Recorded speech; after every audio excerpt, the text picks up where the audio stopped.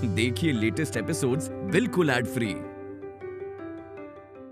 पिछला हफ्ता आप देख ले हैं। अब चाहे जे मर्जी हो जाए, हम तारा साथ हमेशा खड़ा रहब। तैयार हो जाए गीत, तैयार हो जाए।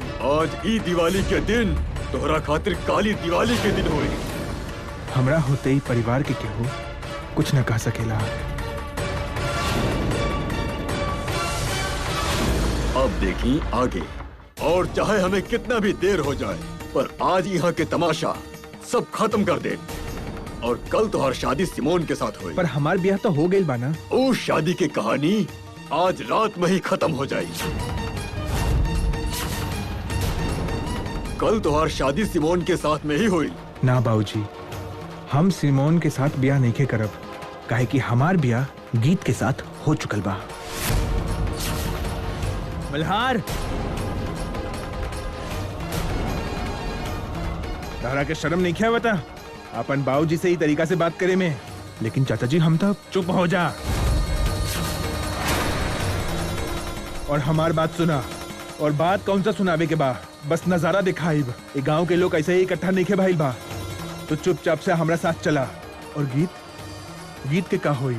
वो गरीब के जान बच जाई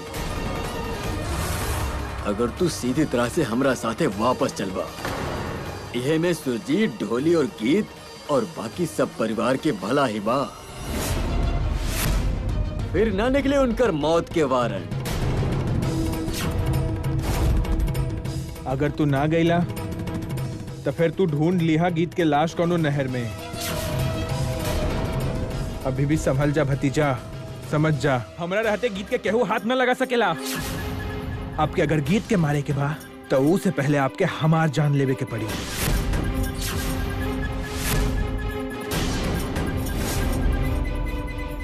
अब बताई फूफा जी, अपन भतीजा के लाश कहाँ पर तैरत देखी लोग सब? अरे बकवास बंद करा मल्हार। भाऊजी आप समझत काहे नहीं खे? हम सच में आपसे बहुत प्यार करतानी, और ये बेटा जेकरा से प्यार करतानी ओकरा काहे ना अपना लेतानी आप? प्लीज भाऊजी, प्लीज गीत के अपना ली।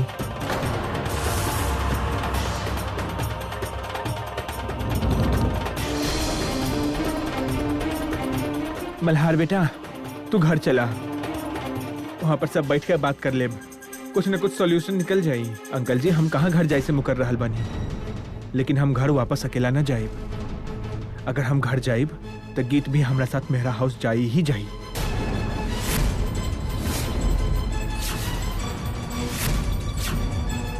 अरे गीत एगो ढोली के लड़की बिया, और गीत ढोली के पाँव मेहरा हाउस में ना पड़ सकेले। लेकिन अब वो हमारी पत्नी बनी बाबूजी। और पत्नी मतलब मेहरा हाउस के बहू कौनो ढोली के लड़की ना हो सकेली। चला रे, पकड़ लेके रखे।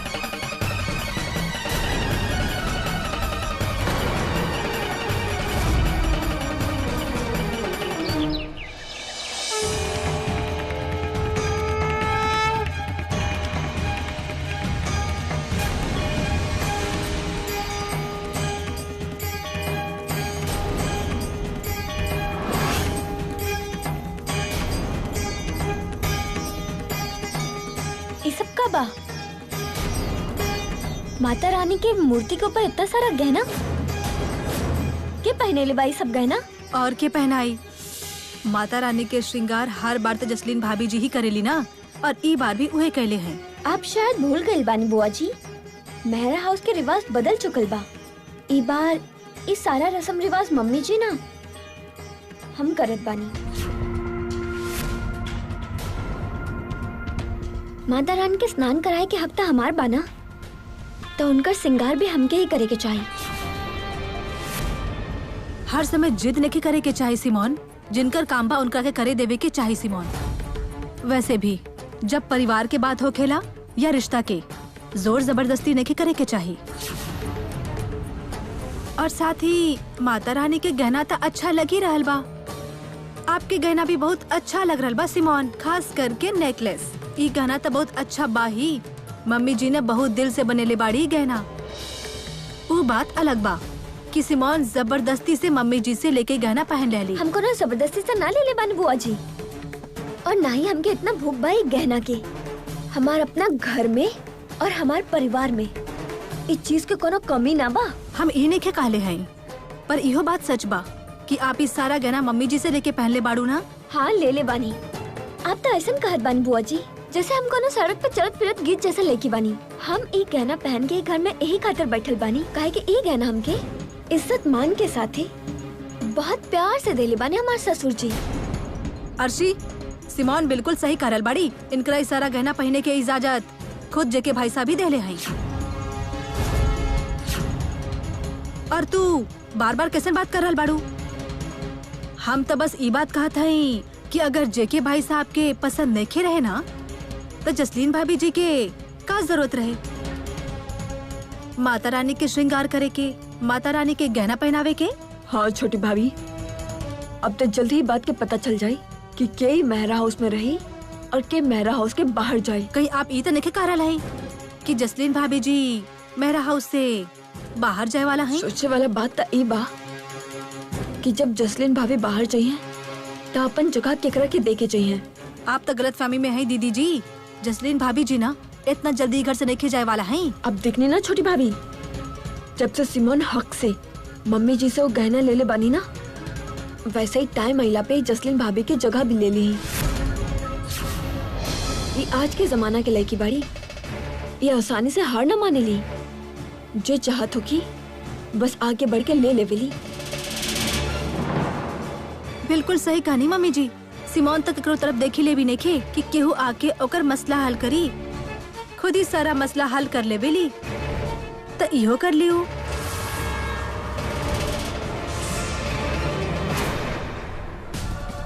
हाथ छोड़ा शंकर, हम कहता नहीं हाथ छोड़ा शंकर।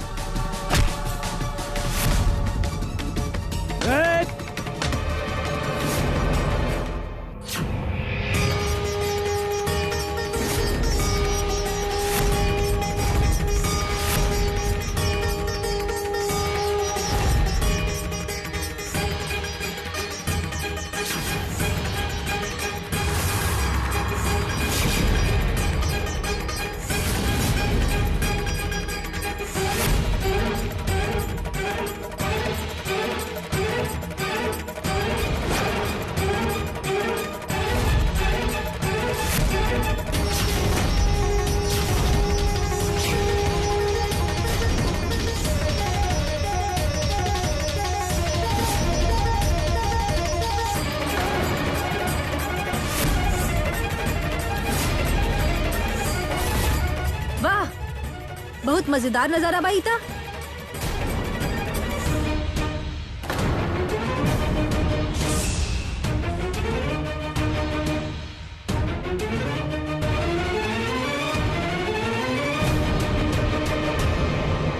एगो बाप किराए के बंदा के लाठी देके आपन ही सामने आपन बेटा के पिटवा रहल बा। वाह, यह नजारा रोज रोज देखे के थोड़ी न मिलेला। का भइल जे के साहब, इतना हैरान परेशान काहे हैं? ओह, माफ करी, हम तो आपके बुलावे खातिर ही भूल गए नी। नमस्ते चाचा साहब जी। नमस्ते रॉकी भाई जी।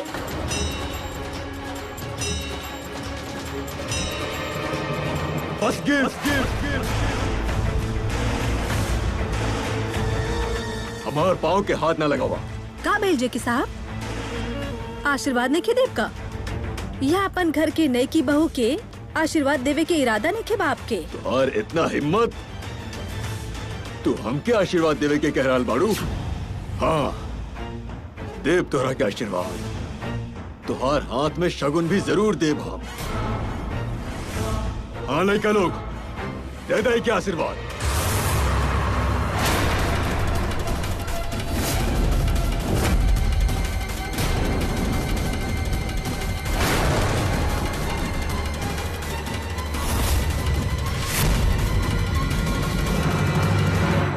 किन्नी दीदी, आप चुप रहे के का लेब? काहे? तो क्या हमके चुप करावे के का मिली? हमके का लेवे के बाप से? हम तो बस मंत्र सुने की कोशिश करत रहनी, पर आपके यहाँ बकबक खत्म हुई तभी तो हमरे को सुनाई दी। सिमोन, अगर तू हमार बात सुने खातिर तैयार बाड़ू तो हम तो के एगो बात कहे के चाहत है। हाँ जी चाची जी, बोली। तो मम्मी जी के नेखे जाने लू अभी कोनो बहुत बड़ बात नेखे बा कि थोड़ा बहुत चलाकी कर जाइए हो तोरा साथे। चालाकी? कैसे चालाकी चाची जी? का पता ऊ ना जानबूझ के महालक्ष्मी के गहना पहनावे के मौका ही नेखे देले तो के। देखे से बात बहुत सीधा लागेला, पर ई उनकर स्कीम भी तो हो सकेला ना। बिल्कुल सही कहनी छोटी भाभी, हमके भी ऐसने लागत बा। हमके तो ई बात के भी अंदाजा बा कि ई स्कीम बा के कर मम्मी जी और बड़ी भाभी मिल के बनैली बारी ई स्कीम। और जान के सिमोन के आगे ना आवे देली। काहे उल्टा सीधा अपन दिमाग लगा के घर के माहौल खराब करे के चाहते हैं आप लोग? ई कोनो अंदाजा ना बा अर्शी, पक्का बात बा। ई भइल भी ऐसन बा। चलो एक मिनट खातिर मान भी लेते हैं कि ऐसा नहीं होखल होई, पर ई वक्त यहाँ पे चुप करके बैठ नहीं के सकत है का सब लोग? माता रानी की मूर्ति के सामने ऐसा बात करे के जरूरी बा का? अर्शी, तारा के फूल चाहत रहे ना? हाँ जी, ले आप। हाँ हाँ इला। हमके तो पता ही ना रहे कि राजेश जी ऐसे पुरोहित वाला काम भी संभाल सके नहीं। माता रानी के चरण में चढ़ावे खातिर फूल लावे से केहू पंडित ना बन जाला कमो दीदी। चली यो अच्छा ही बात बा, आपके हिस्सा कोनो अच्छा सेवा ही हुई ना। इसी बहाने आपके भी ई नहीं लगे कि आप 2 टाइम के यहाँ फ्री में ही खा रहे हैं। थोड़ा बहुत काम तो करत ही है ना कारशी? मम्मा, अब आप अर्शी बुआ कैसे काहे कहत बानी? एक के बाद खत्म होखेला ना कि दूसर के बाद शुरू हो जावेला। हमने आराम से लक्ष्मी माता की पूजा भी न कर सकेनी। प्लीज कम्मो बुआ जी, अब आप कोनो नया बात मत छेड़ दिया। तो कि कुछ ज्यादा परेशानी नहीं बा हमार मम्मी जी के बोले से? इतना भी नहीं पता कि उनका से कैसे बात करे के बा? और जब वो सबसे ऐसा बात करे नी, वो ठीक बागी नहीं दीदी। तू ही बोला अर्शी बुआ जी के उनकर बात के बुरा न लागल हो की? अच्छा और बुरा लागल तो बहुत छोट बात बा पर्ल बेटा। हमरा के लगता ई बार यहाँ से जाए के बाद दोबारा ई घर में आवे के हमारा मन ही ना करी। ना राजेश, तू ई घर का जमाई बा बेटा, तोहार ई घर पे पूरा हक बा। तू ऐजा बार बार आईबा, जब तोहार दिल करे तब तू आईबा। हमरा के पता बा घर के कुछ लोगन के जुबान के गंगा बहुते ज्यादा बहता बेटा। तू देख लिया बेटा का हुआ था जब गीत ई घर में आ जाई ना बेटा।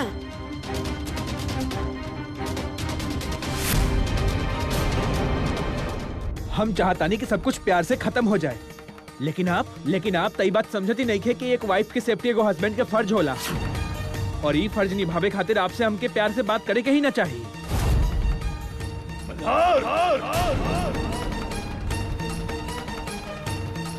अरे अब तू अपन लोगन के ही पिटवा का। ये हमारा अपन आदमी नहीं खे बाबूजी, और हम आपके जैसन आदमी नहीं खे। सॉरी टू से बट हम वैसा आदमी भी नहीं खे कि सब लोगन के सामने ओकर वाइफ की बेइज्जती होत रहे और वो खड़ा होकर देखत रहे।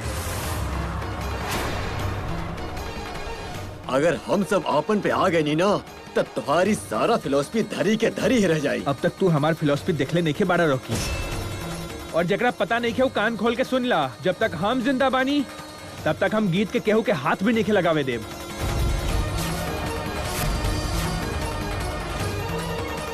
बिकॉज आई लव हर। हम ओकरा से बहुत प्यार करता नहीं, बहुत ज्यादा, और ये बात आपके समझ ही नहीं क्या बता। जय के मेहरा,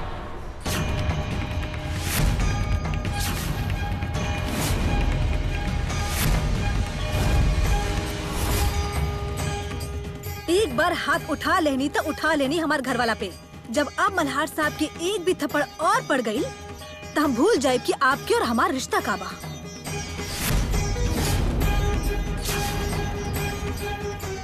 वैसे भी आप कितना कदर रख ली है ये रिश्ता के। ढोल बजा के हमने के गांव जलावे खातिर आ गए, हमने के घर के आग लगाई का। आपके इसे बहुत इज्जत बनेला ना इस सब से। हाँ, आप हमने सबके आग लगा के यही खातिर मारे के चाहत है ना, काहे कि हम एगो ढोली के लेके आए। ई छोटा सा बात से इतना बड़का बंदा के अभिमान के इतना चोट पहुंच गई बा। पर अभी तो हम कुछ कहले ही नहीं खियाई, पर अब हम और करब, फिर आपके पता लगी कि एगो ढोली के लेकी का कर सकेली।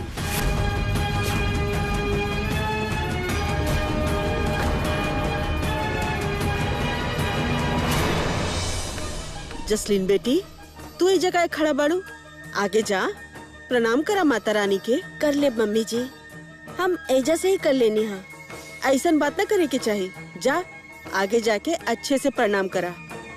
ई तोहार घर बा, तू ई घर के बड़ा बहू बाड़ू, ई घर के लक्ष्मी बाड़ू।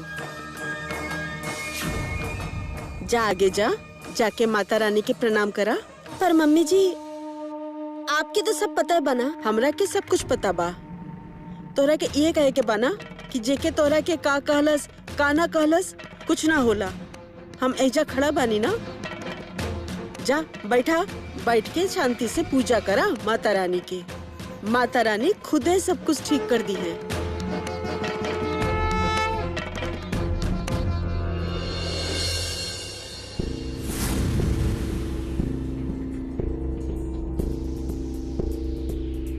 मम्मी जी भी बस आजकल गीत गीत गीत करत रहली। हाँ, बहुत ही प्यार बा इनकरा के गीत से आजकल, जैसन गीत इनकरा के सर पे चढ़ गई बाड़ी। होई भी काहे नहीं सिमोन, तू तो आज आयल बाड़ू नहीं घर में। पर मम्मी जी तब पिछला 60 साल से ई घर के इज्जत के नीचा दिखा रहा है, तबला बजा के। इनकरा के ता मेरा हाउस के इज्जत के पता भी रहे, पर फिर भी इना लक्ष्मण रेखा टप गई नहीं और रेडियो स्टेशन जाके तबला बजेले, वो आज से 60 साल पहले। ये खुद भी था गाय बजाए वाला परिवार से ही है ना। यही वजह से जब इनकरा के गीत मिलल तो इनकरा के लागल कि इनकर परिवार के कोनो बिछड़ल मिल गइल बा। तबला बजावे वाला और वो ढोल बजावे वाली हमके तो लागत बना मेहरा हाउस में दोनों मिलके जुगलबंदी करी है। पता ना गीत मर्द काहे नहीं की, मर्द भी नहीं की।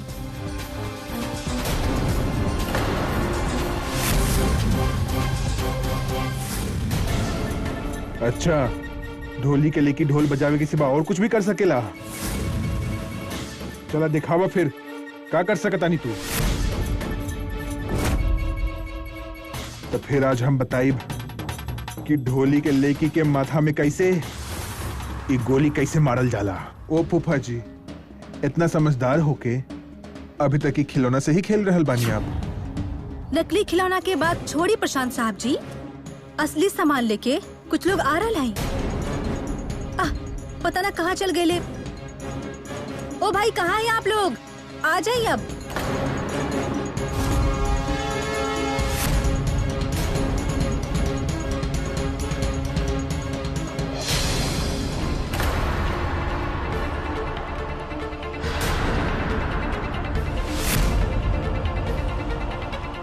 इतना रिपोर्टर कहाँ से आ गई? हमरा का पता डायमंड कहाँ से आ गई। अच्छा भइल कि ये हमारे पिस्तौल के फोटो नहीं खींचलस।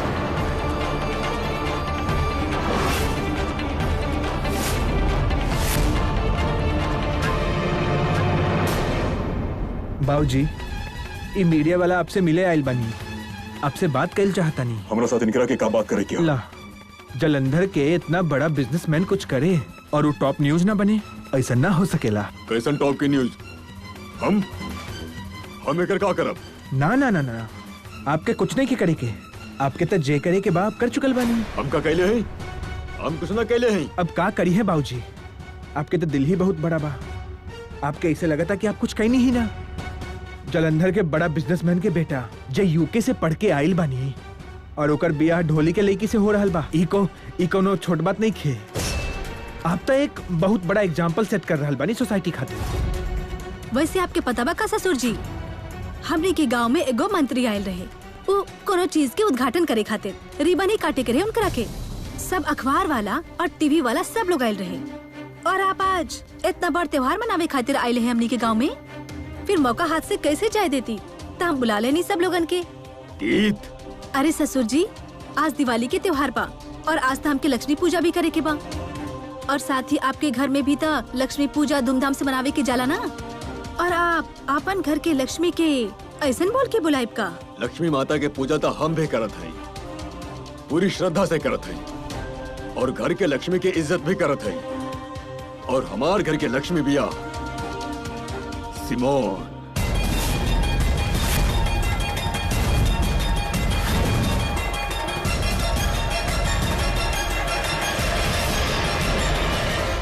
साहब जी ध्यान से, सारा पत्रकार खड़ा बानी, मुंह से निकलल हर लफ्ज लिख ली है ये लोग।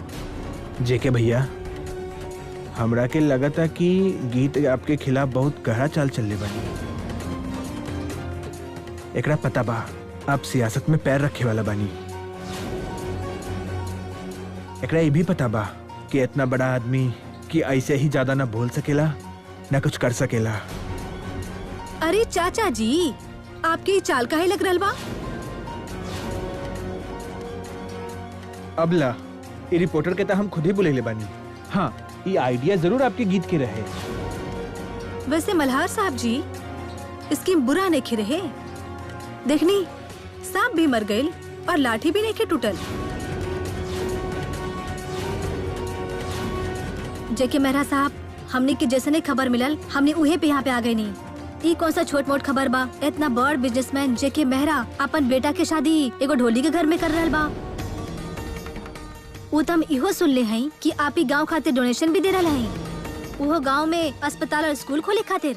अब आप बताएं कि ई बारे का विचार बा? बहुत बढ़िया बात बा जेके मेहरा साहब कि आप समाज के पिछड़ा वर्ग से रिश्ता जोड़ के उनका सबके आगे आवे के मौका दे रहल बानी। लेकिन एक ढोली के बहू बनावे के फैसला आपके पॉलिटिकल करियर के आगे ले जाए खातिर तो नहीं कहीं। कहीं ऐसा तना बा कि आपके काम के बदले आपके टिकट मिल रहा होखे?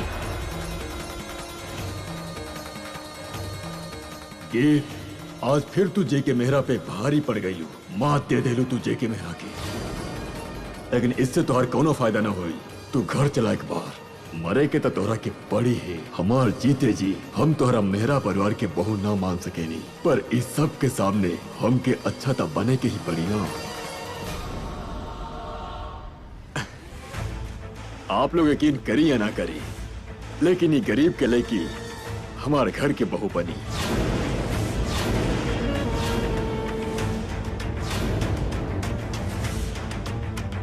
हम एकरा एगो बेहतर जिंदगी जिए के मौका दे रहा है और साथ ही कोनो पॉलिटिकल स्टंट नहीं खे। ये हमार फैसला बा कि ये हमारे घर के बहू बनी।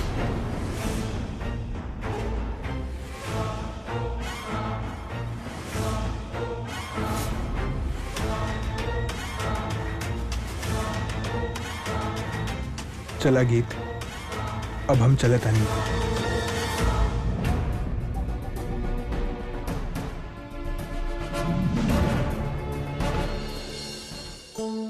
अब हमने के इजाजत दी बाबूजी और अपन गीत के हमने साथ जाय दी। खुश रही हमारे बिटवा लोग, खुश रही।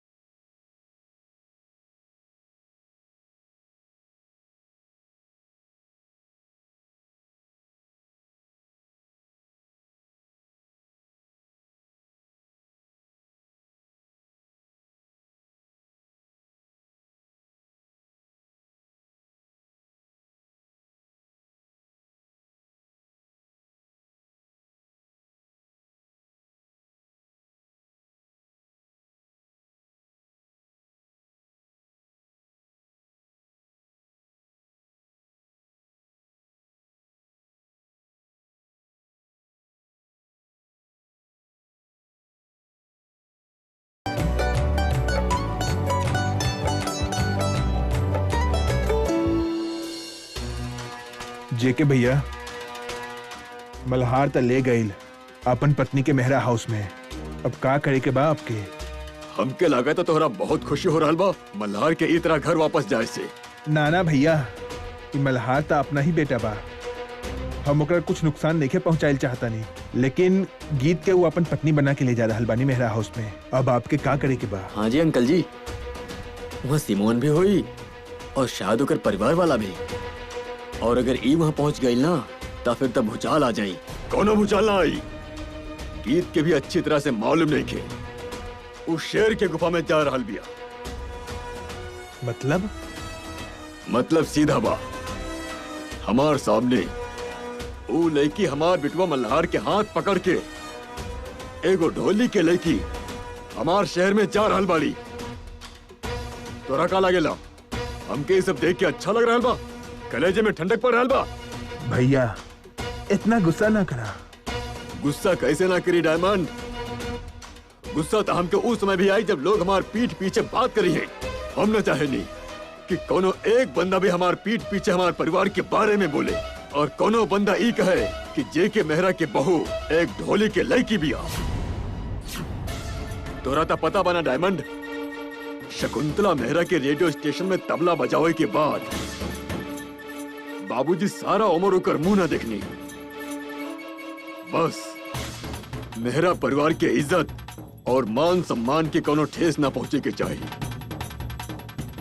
आज गीत मेहरा परिवार के इज्जत मिट्टी में मिला देली, वो भी हमार आंखन के सामने, और हम कुछ न कर सके नहीं। लेकिन अब हम चुप ना बैठब। गीत के एकर बदले में अपन जान देवे के पड़ी। गीत के मेहरा परिवार की बहू बने के सपना कबो पूरा ना हुई, कबो ना।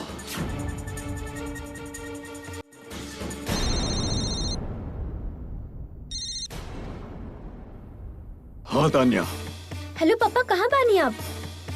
मल्हार ब्रो के अपन साथ लेके आवत आनी ना? हाँ, तुहार मल्हार ब्रो आ रहल बा, लेकिन वो हमरा साथे ना, केहू और के साथे आ रहल बा। केहू और के साथे? केकर साथे पापा? गीत ढोली। ना पापा जी, ई ना हो सकेला।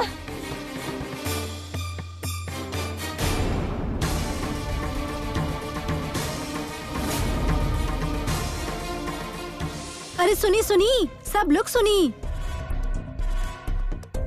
बाहर आके देखी के आइल बा। क्या रहल बा? और केकरा के आवे के बा? मल्हार भाईजी आ रहल हैं नेकी बहू के आपन घर लेके।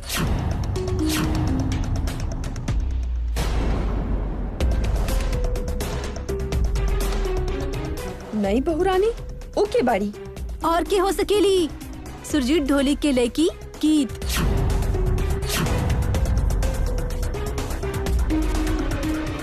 मल्हार भाईजी गीत के लेके मेरा हाउस में आ रहल हैं। अरे ई का नया तमाशा बाब, एको ढोली के लेके घर के बहू बनी का?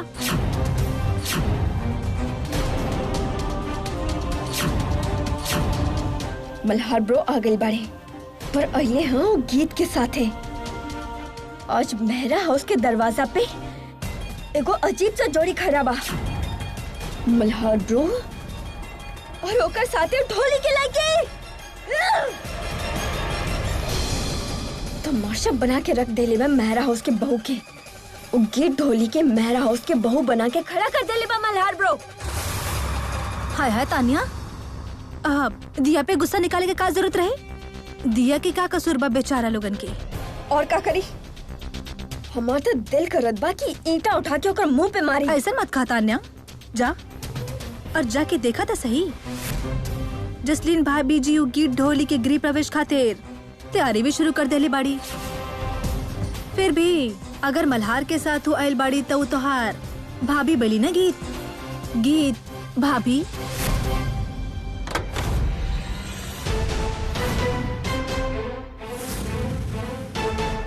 वेलकम गीत। आवा, तारा के तारा अपन घर लेके चली। देखा कैसे सब वेलकम करे आई। आवा प्लीज।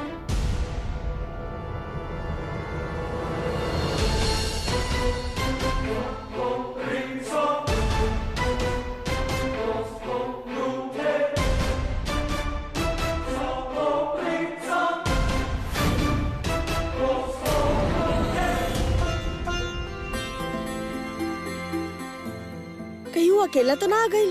ओह नाना दादी माँ अकेले नहीं आयल है। ऊ सुरजीत ढोली के लेकी गीत वो साथ आ रहल बड़ी। दोनों अवतारे गीत भी आ गई। हाँ जी दादी माँ, गीत भी आ गई बड़ी। पर दादी माँ अब आप देखी, आज एक घर में बहुत बड़ तमाशा हुई। का उल्टा सीधा बोला तारू? कौन सी तमाशा हुई? घर के बहू घर में आयल बा, तोरा के ये सब तमाशा लागता? जसलीन, जसलीन, अरे हमार बड़ी बहू। दादी माँ तमाशा तो आज होई ही होई, और वो तमाशा ना आप खुद ही देख ली। आज ई घर के दहलीज के ऊपर इतना बड़ तमाशा हुई ना जेकर आप अंदाजा भी नहीं लगा सकत है। मेहरा हाउस के मान सम्मान और सारा कुछ वो तो सारा मिट्टी में मिल गई। हमके तो बस अब ई बात के फिक्र पड़ल बा कि हम अपन मायका में का जवाब देब। उनकरा के तो पूछे कहीं बा ना, हम उस समय का कहब कि हर साल खुशी के मौका पे ढोल बजावे खातिर आवत रहे सुरजीत ढोली, और अब वो ढोली के लेकी ई घर के बहू बन गई बाड़ी। पता ना का जादू कैले बाड़ी वो गीत के बच्चे मल्हार ब्रो पे, इनकी मेहरा फैमिली के मजाक बना के रख देले बाड़ी। तानिया मल्हार के बात तो एक तरफ रहल, हमके तो तोहार पापा जी के ई बात कहरानी बा। पापा पापा का कैले बाड़ी? उता रोकले रहले ना मल्हार ब्रो के। पर रुकल तो नहीं खे ना, और जेके भाई साहब भी ऐसे ही हार मान गए। ई बात हमार समझ नहीं आ रहल बा, और जेके भाई साहब ना आज तक केहू के आगे अपन सिर नहीं झुकैले, और अब वो गीत ढोली के आगे उहे सिर झुक गई उनकर का।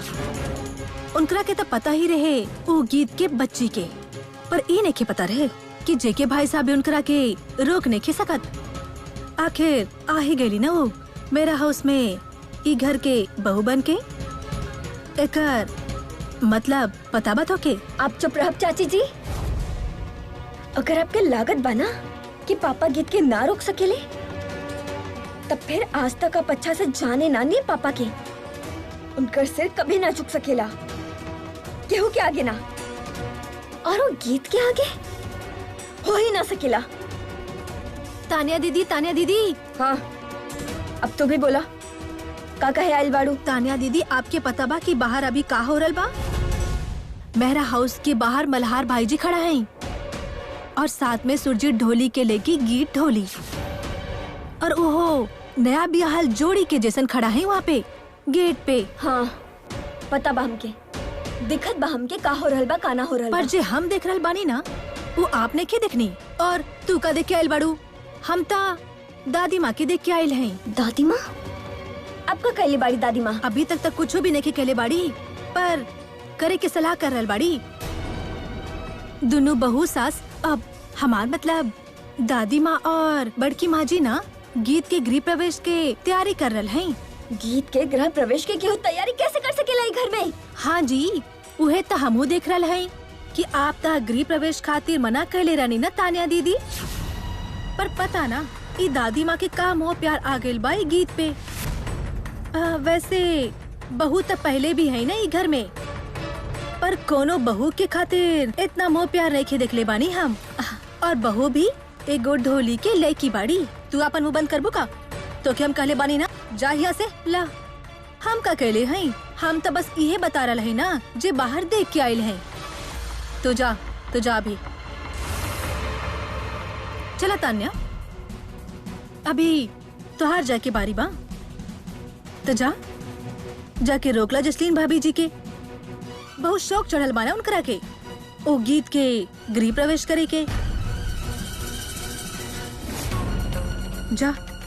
जाके रोकला ना, ता अगर आज गीत ढोली ई घर में आ गईली ना तो सारा उम्र ओकर सामने झुक के उनकरा के कहत रही है भाभी जी। तो केता एगो ढोली के लेकी नीचे गिरा देली। नीचे तक तब झुकाई ना जब ओकर हमें घर में गृह प्रवेश होके देवता।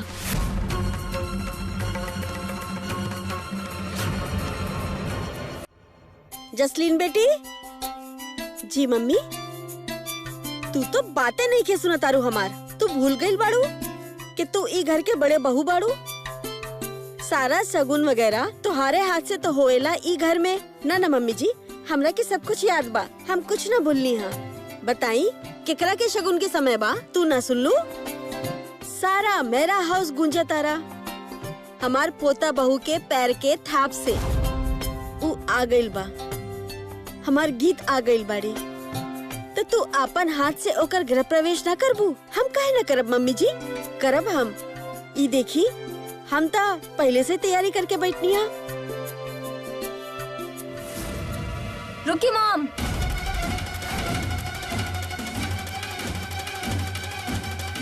वाह मॉम, अब तक गृह प्रवेश के थाली पकड़ के खड़ा बानी। काहे? अपन प्यारी से गीत के गृह प्रवेश खातिर ना? पर ओकर गृह प्रवेश करे से पहले हमारी एक बात सुन ली। अगर आप ओकर गृह प्रवेश के शगुन करे के कोनो भी कोशिश कईनी तो हमारे घर में आज आखिरी दिन हुई।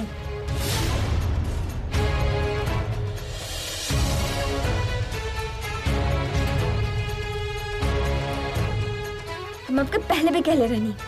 चली कोनो बात ना, शायद आपकी याद ना बा। चली हमारे साथ चली। ई का होता तानिया? दोनों माँ बेटी के बीच में आप मत बोली दादी माँ। हम चेक करत बानी ना, हमके करे दी।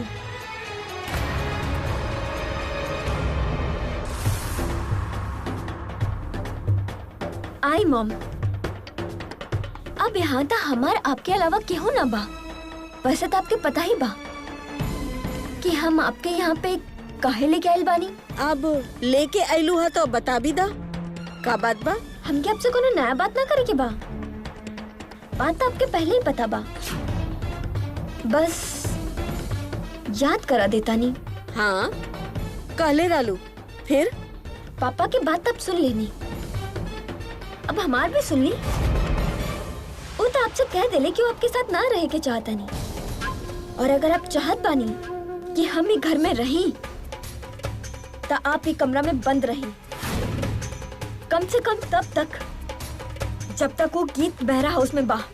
का मतलब बा तोहार? मतलब यह बा कि जब तक गीत मेहरा हाउस में बाड़ी आप ही कमरा में बंद रह बा। दरवाजा अगर आप कहीं तो हम बाहर से लगा देता नहीं। आपकी मर्जी बा, अगर आप अंदर से लगावे के चाहता नहीं था। पर एक बात याद रखी, अगर ये दरवाजा खुलल तब मेहरा हाउस के दरवाजा की हमरा खातिर कोनो मतलब ना रह जाई। अगर आपकी कमरा से बाहर निकलनी उहे टाइम तानिया आपके मेहरा हाउस में ना मिली। ठीक बा तानिया, अगर तू हमरा सामने इतना बड़ा शर्त रखे देलू हा, अगर तू हमरा के इतना मजबूर करे देलू हा, तो फिर तो हर ई मजबूर माँ दरवाजा तो अंदर से बंद करे ही ले, पर देखे के ई बा कि भगवान ई दरवाजा कब खोलेला।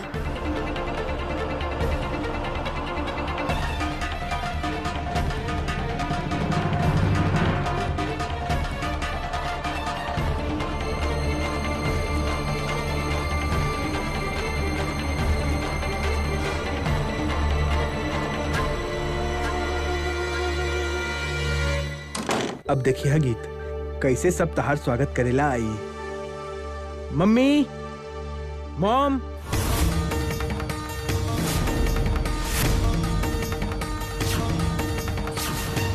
आ गई ले मल्हार ब्रो। हाँ तान्या, हम तो आ गए नहीं, बट मॉम कहाँ बनी? उनका कैसे पता न चलल हमरा आवे के? उनका क्या पता बा, पर जब आप सोचत पानी ना क्यों आपके वेलकम करी है तो आई एम सॉरी, मॉम ना आई है।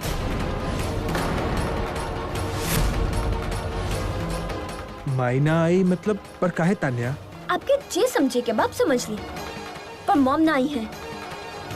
हेलो लेडीज, तनी जाके प्लीज केहू मम्मी जी के याद दिलाई कि उनकर बहू के गृह प्रवेश करावे के बा। और हाँ, आप लोग भी पूरा सेलिब्रेशन की तैयारी करी। कम ऑन, चला।